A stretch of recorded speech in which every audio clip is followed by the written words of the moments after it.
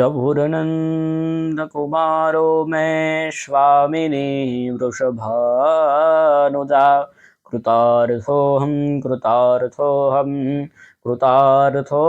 न संशयः।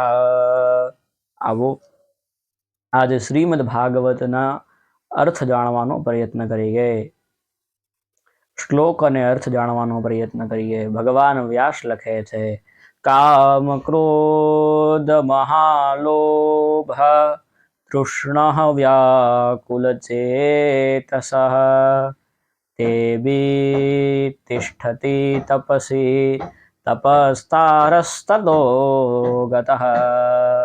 કીધું કામ ક્રોધ મહાલોભથી જે જીવ પીડાતો રહે છે તે જીવ પણ આ કલિયુગમાં તપનો ખોટો આડંબર કરે છે એવું હજારો વર્ષ પહેલા ભાગવતજી લખે છે, ભગવાન વ્યાસ લખે છે।